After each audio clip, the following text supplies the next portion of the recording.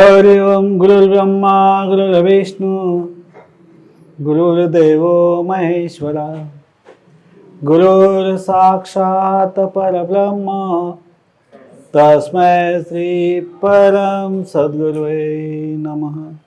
परम सद्गुरुवे नमः। परम सद्गुरुवे नमः। जय श्री दादाजी।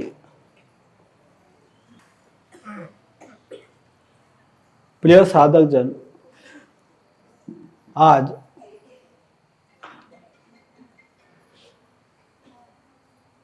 विज्ञान और अध्यात्म,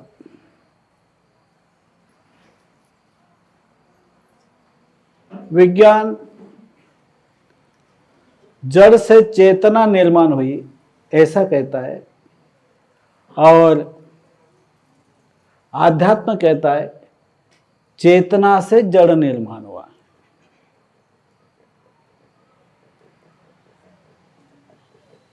सतयुग, त्रेता युग और द्वापर युग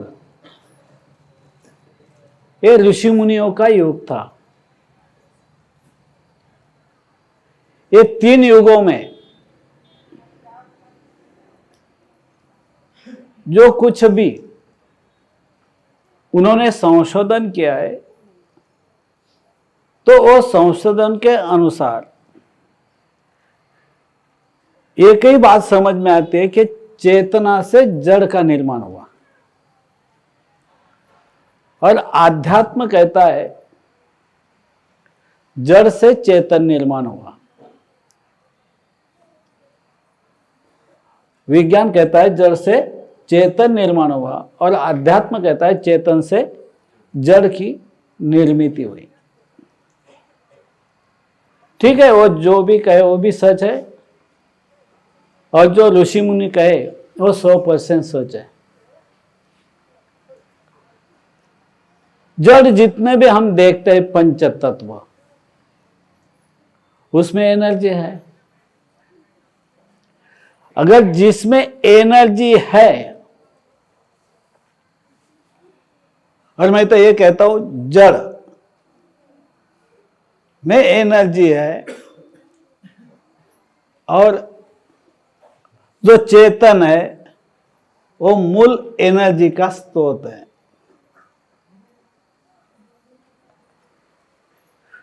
क्योंकि जड़ की निर्मिति करने वाला तो कोई होना चाहिए ना। ऐसी तो निर्मिति नहीं हो सकती। अणु जो भी है, समझा ना, एटम जो भी है, तो उसकी भी निर्मिति करने वाला कोई है ना। जितने भी जड़ वस्तुएं हम देखते हैं, सोना हो, चांदी हो, तांबा हो, पीतल हो, लोहा हो, समझ में आता है क्या? मिट्टी हो, पत्थर हो, जल हो, जो जो हम देखते हैं उसका संशोधन तो हो चुका है। वैसे जो इस सृष्टि में जिसे हम प्राण कहते हैं, तो इसमें वायु में तो बहुत 4-5 प्रकार तो है ही है ना। ऑक्सीजन है, बराबर, हाइड्रोजन है। मेरा कहने का मतलब क्या हुआ, तो इनमें जड़ है लेकिन इसमें एटम है। और देखा जाए तो न्यूट्रॉन के इर्द गिर्द में इलेक्ट्रॉन और प्रोटॉन तो चलते ही रहते हैं। तो ये अणु का संशोधन ये हो चुका, उसमें एनर्जी है, ये हो चुकी। लेकिन ये एनर्जी बनाने वाला पानी जो है उसमें H2O, हाइड्रोजन के 2 हो गए, ऑक्सीजन का 1 हो गया, तब जाकर पानी बनता है। तो उसी प्रकार जो जो चीजें यहां पे बनी है उसमें एटम है, इलेक्ट्रॉन प्रोटॉन है, कम ज्यादा उनका परमाणु भार है। तो ये बनाने वाला भी कोई चाहिए ना, कि ऐसे ही बन गया। चेतन के बिना ये नहीं बन सकता। अगर चेतन है तो ये बनेगा, क्योंकि बनाने वाले को हमने देखा नहीं। बात क्या हो रही है, विज्ञान ने अभी तक बनाने वाले को देखा नहीं। जो अध्यात्म, जो साइंस है, अध्यात्म शास्त्र है, तो उन्होंने देखा, तब जाकर यह समझ में आया। अगर नहीं तो यह समझ में आने वाला नहीं था। क्योंकि विज्ञान जो कहता है, वो जो साधनाएं उन्होंने बनाई है देखने की, वो साधनाएं जो भी हो, दूरबीन हो, जो होगा, वो टेलीस्कोप हो, हर चीज से वो देखने का प्रयास कर रहे। तो प्रयास कर रहे, बराबर है, लेकिन जो चेतन है, वो चेतन क्यों है? अभी इंसान चेतन है, बराबर है, पशु पक्षी जानवर ये भी चेतन है, सूक्ष्म जीव भी चेतन है। ये चेतन क्यों है? कोई तभी एक एनर्जी ऐसी है उसमें कि वो चेतन है। और दूसरे जो जड़ पदार्थ है इस संसार के अंदर, हमें दो आंखों से जो जो देख रहे हैं, वो तो जड़ भी है और चेतन भी है, दोनों देख रहे हैं। लेकिन चेतन है तो उसका मतलब कुछ तो भी उसके अंदर एक चेतन शक्ति है, जो आध्यात्मिक, जो अपने ऋषि मुनि हुए, संत हो गए, साधु हो गए, उन्होंने वो देखा, वो साधना द्वारा देखा गया, साधना द्वारा वो देख सकते हैं। तो वो भी तो गलत नहीं है, क्योंकि उन्होंने भी संशोधन किया। भाई वो भी तो साइंटिस्ट ही कहलाए, क्योंकि अध्यात्म को शास्त्र ही कहा है। तो मेरा कहने का मतलब हुआ कि जो जो चीजें बनी है, विज्ञान कहता है ये झूठ है। आज कहो, अगर हम सब विज्ञान के वादी है, या विज्ञानवादी है ना, हम सब विज्ञान का हर चीज का उपयोग तो हम कर ही रहे, बिल्कुल सही है, लेकिन चेतन नहीं बना पाया ना अभी तक। विज्ञान ने चेतन बनाया क्या? रोबोट बनाया, बराबर। उसमें चेतन कोई चीज है उसमें? नहीं है, एनर्जी है उसमें। जब एनर्जी कुछ दी गई इलेक्ट्रिसिटी की, उसके बाद वो रोबोट चलने लग गया, बराबर। वो एनर्जी है, अगर वो एंड हो जाती है, वो चलना बंद हो जाता है। या जो भी कार्य वो रोबोट करने वाला है, वो नहीं होगा, बराबर कि नहीं। उसके लिए मेमोरी दी गई, उस मेमोरी में जो जो चीजें लिखी होगी, जो जो डाली होगी, वही वो रोबोट काम करेगा, बराबर। वैसा उस परमात्मा ने भी ये शरीर चेतन बनाया है। मेमोरी ऑलरेडी सबको दे के रखी है, बराबर कि नहीं। तो ये जो मेमोरी ने अगर ये संशोधन किया, ये चेतन है ना इंसान, बराबर के। अभी हम इंसान का एग्जाम्पल ले रहे हैं, मनुष्य का एग्जाम्पल ले रहे हैं। हर मनुष्य चेतन ही है ना, वो मरता कब है? उसमें से जब आत्मा निकल जाती है तब मरता है। यह संशोधन आध्यात्म ने किया। जो जो हमारे ऋषि मुनि थे, उन्होंने यह संशोधन कर लिया। लेकिन आज विज्ञान का संशोधन वहां तक नहीं गया।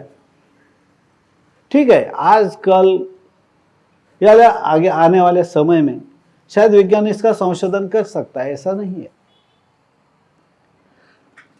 लेकिन बात ऐसी हो जाती है कि जड़ से चेतन निर्माण हुआ, यह हो नहीं सकता, कोई ना, नहीं तो फिर अभी तक विज्ञान ने जड़ से चेतन निर्माण किया होता, बराबर है कि नहीं? रोबोट को तो चेतन नहीं कहा जा सकता ना, जितने ऑर्डर देगा उतने वो कर सकता है। लेकिन इंसान अपने सोच कहां तक है, वहां तक सोच सकता है, वहां तक का कार्य स्वयं कर सकता है, हर चीज कर सकता है। क्योंकि जो भी विज्ञान आज आया है वो किसने लाया भाई? इंसान ने बनाया ना। विज्ञान आज के जो भी संशोधन है वो तो इंसान ने। अगर जो इंसान में ब्रेन, वो किसने बनाया? जैसे रोबोट बनाने वाले आज का विज्ञान है, समझे ना? इंसान ने बना दिया रोबोट, लेकिन चेतन नहीं बना पाए, बराबर। उसको थोड़ी थोड़ी एनर्जी देती रहनी पड़ती है। इंसान को खाने से एनर्जी मिल जाती है, बराबर है। वो स्वयं कुछ ना कुछ ढूंढा किसने? इंसान ने हर चीज। तो कहने का मतलब में ये ब्रेन जो बनाया है जिसने, कोई तो भी बनाने वाला तो होगा, क्योंकि पंच तत्व का तंत्र ये भी तो जड़ ही है। पंच तत्व का तन ये भी जड़ ही है, लेकिन इस जड़ में जो चेतन है, हर इंद्रिया जो भी है इस शरीर के अंदर, जो भी ग्रंथि है, जो कुछ भी है, वो उसके बिना चलता नहीं। अगर मर जाता है इंसान तो उसमें से आत्मा निकल जाती है, तो बाद में ना ब्रेन काम करता है, ना आंख काम करते हैं, ना कोई इंद्रिया काम करती है। रोबोट एक पंच तत्व, मतलब पंच तत्व से ही बना है, उसमें एनर्जी दी गई। लेकिन इधर अगर देखो तो एनर्जी अंदर में जो हम खाते हैं उससे एनर्जी बनती है। वो सिस्टम किसने बनाया? कोई तो भी बनाने वाला है, वही चेतन है। वो पंच तत्व जो भी सूक्ष्म, जो हम बोलते हैं एटम बोलते हैं, वो एटम ऑलरेडी है, लेकिन बनाने वाले ने बनाने के बाद ये एटम बने। जड़ से चेतन निर्माण कभी नहीं हो सकता। अगर चेतन देखना है तो हमें साधना करनी पड़ती है। जब हम साधना करेंगे आत्म साक्षात्कार की, आत्मा है हमारे अंदर, तो वो कहीं भी घूम सकता है 84 लाख योनि में। वो यंत्रणा चलाने वाला भी कोई है, चेतन। सूर्य को बनाने वाला है, पृथ्वी को बनाने वाला है, हर जो भी हम जहां जहां देखते हैं अवकाश के अंदर, हम दो आंखों से जो जो देखते हैं, हर चीज बनाने वाला है तो ही बनेगी। तो बनाने वाला चेतन है। समझ में आता है? जो चेतन है उसे हम परमात्मा कहते हैं, या आद्य परम पिता परमात्मा हम दादाजी कहते हैं। आद्य परम पिता परमात्मा दादाजी ने ही, अभी देखा जाए तो जो ग्रंथ हमारे पास एक उपलब्ध हुआ है, दादाजी ने दिया है, उसमें ज्ञानदान इसके ऊपर हो चुका है। तो कहने का मेरा इतना ही मतलब है, आज नहीं तो कल विज्ञान को क्यों मानना पड़ेगा? ऐसा कोई मशीन बनेगा जो सूक्ष्म से सूक्ष्मतम देखने की, तो तब शायद उनको सोल भी दिखाएगा। जब सोल दिखाई देगा, उसके बाद वो तो मानने ही वाले हैं, नहीं मानेंगे ऐसा है ही नहीं। विज्ञान बहुत ही अच्छा है, बहुत ही प्रगत है, इतना प्रगत कि आज हम हर चीज विज्ञान की लेते हैं। हर सुविधा विज्ञान ने जो हमें दी वो हमारे पास है, बिल्कुल सही है, लेकिन बनाने वाला अभी तक उनको मिला नहीं। अवकाश में होगा कहां, वो देखेंगे आज नहीं तो कल। नहीं तो इंसान के अंदर एक शक्ति है, आत्मा, वो शक्ति भी देख सकता है। ऐसा तो नहीं हो सकता कि विज्ञान देखेगा नहीं, क्योंकि विज्ञान कभी भी कौन सा भी आविष्कार आ रहे हैं नए नए, ये भी आविष्कार भविष्य में हो जाएगा। जो ऋषि मुनियों ने किया आविष्कार, जिन्होंने संशोधन किया, आत्मा है भाई, परमात्मा भी है, उन्होंने वहां तक सफर भी किया है। तो कहने का मेरा मतलब ये हुआ, विज्ञान कहता है जो दिखाई दे रहा हो कह रहा है। आज समझ में आता है ना। तो जब तक विज्ञान उसका संशोधन नहीं करता, तब तक विज्ञान कहेगा कि भाई जड़ से ही चेतन की निर्मित हुई, और चेतन ने जड़ की निर्मित की। जब वो सूक्ष्मतम पहुंच जाएंगे तो वो कहेंगे भाई सूक्ष्म ने, यानी आत्मा जो है, जो परमात्मा है, वो परमात्मा ने ही ये सब कुछ बनाया है जड़ सजीव सृष्टि के लिए। ये बाद में कहेंगे, अभी तो कहना तो मुश्किल है, क्योंकि हम विज्ञान को तो झूठ तो नहीं कह सकते ना। विज्ञान झूठ हो ही नहीं सकता, इतना याद रखना, क्योंकि वो भी संशोधन से ही चल रहे हैं, वो भी नए नए आविष्कार ला रहे हैं। जब नए नए आविष्कार आ ही रहे हैं तो कल ऐसा समय आएगा, यही विज्ञान चेतन सृष्टि का गुणगान गाने वाले। ऐसा तो हो ही नहीं सकता कि भाई जो चेतन है आत्मा,